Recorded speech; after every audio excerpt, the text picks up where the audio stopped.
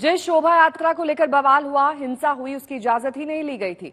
Delhi police ने 3 दिन बाद शोभा यात्रा के संयोजक के खिलाफ केस दर्ज कर लिया है। अब इजाजत को लेकर भी खींचतान शुरू हो गई है। दिल्ली पुलिस की एफआईआर के बाद वीएचपी ने दावा किया कि शोभा यात्रा की परमिशन ली गई थी।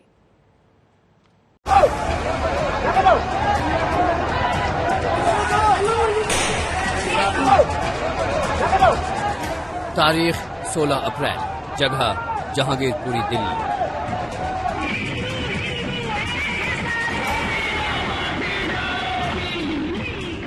हनुमान जयंती के दिन दिल्ली में जिस शोभा यात्रा को लेकर बवाल हुआ, हिंसा हुई, पत्थरबाजी हुई, तलवारें लहराईं, गोली चली, उस शोभा यात्रा की इजाजत ली ही नहीं गई थी। शोभा यात्रा में नारेबाजी हुई। शोभा यात्रा जहांगीरपुरी की मस्जिद के आगे से गुजरी। शोभा यात्रा के साथ पुलिस भी थी, लेकिन हैरानी यह है कि किसी ने ये पूछने की जहमत नहीं उठाई कि इस यात्रा की दिल्ली पुलिस से कोई इजाजत ली गई या नहीं।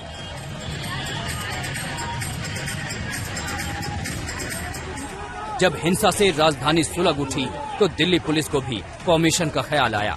इजाजत का पेपर नहीं मिला तो हिंसा के 3 दिन बाद दिल्ली पुलिस ने शोभा यात्रा के संयोजक, बजरंग दल और वीएचपी के खिलाफ एफआईआर कर दी।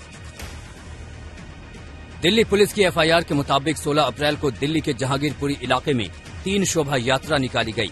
पहली शोभा यात्रा सुबह निकली, दूसरी दोपहर को और तीसरी शाम को निकाली गई। सुबह और दोपहर वाली शोभा यात्रा की इजाजत ली गई थी, लेकिन शाम को हुई शोभा यात्रा के लिए परमिशन नहीं ली गई।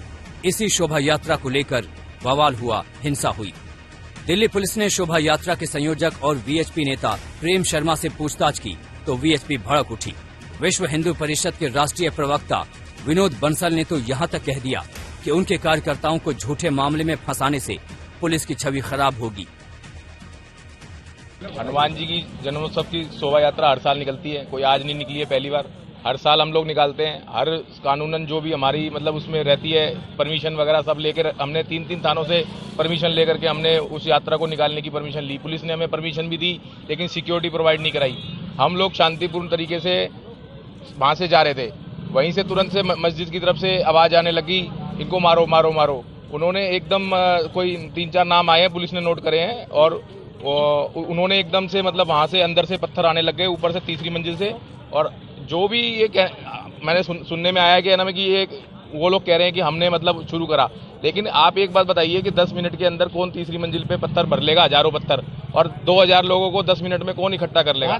कल पता लगा कि विश्व हिंदू परिषद के ऊपर इसलिए एफआईआर दर्ज की गई है कि उसने कोई परमिशन नहीं ली, या उसके कुछ एक आध कार्यकर्ताओं को डिटेन या अरेस्ट करने की भी कोशिश की है। ये निस्संदेह दुर्भाग्यपूर्ण और दिल्ली पुलिस की अपनी कार्यप्रणाली पर भी प्रश्न चिन्ह खड़ा करने वाला है।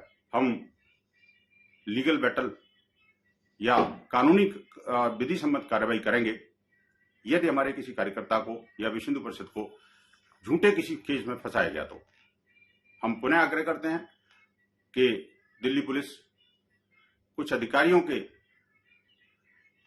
जो अकर्मण्यता का ठीकरा विश्व हिंदू परिषद जैसी लॉ अबाइडिंग ऑर्गेनाइजेशन पर न फोड़े। दिल्ली पुलिस कमिश्नर ने आज तक से एक्सक्लूसिव बातचीत में साफ कर दिया था कि हर एंगल से जांच हो रही है।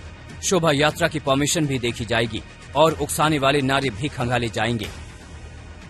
जिन प्रोसेशंस को परमिशन थी वो निकले, शांति से पूर्ण हुआ, बंदोबस्त भी था। इन्होंने परमिशन नहीं ली थी तो इनके खिलाफ अकॉर्डिंगली लीगल कार्रवाई की गई है। और परमिशन नहीं लेने के बावजूद प्रशासन चूंकि निकल गया था तो पुलिस की ये ड्यूटी थी कि उसको शांति से निकालें, और चूंकि इंसिडेंट हुआ है तो उसको अकॉर्डिंगली पुलिस ने उस वक्त हैंडल भी किया है।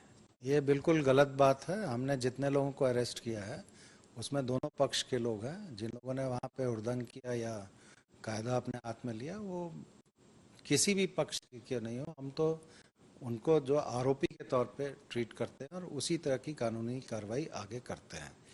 पक्ष हो या धर्म हो या जाति हो, इस आधार पे इन्वेस्टिगेशन नहीं होता है, एविडेंस के आधार पे इन्वेस्टिगेशन होता है। दिल्ली हिंसा को 3 दिन हो गए। अब तक 24 आरोपियों को गिरफ्तार किया गया है। जांच हर दिशा में हो रही है। फिर चाहे सुनियोजित साजिश का मामला हो या फिर बाहरी लोगों के हाथ का। बांग्लादेशी और रोहिंग्या एंगल पर भी तफ्तीश चल रही है।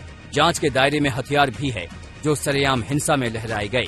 दिल्ली से हिमांशु मिश्रा और श्रेया चटर्जी के साथ आज तक ब्यूरो।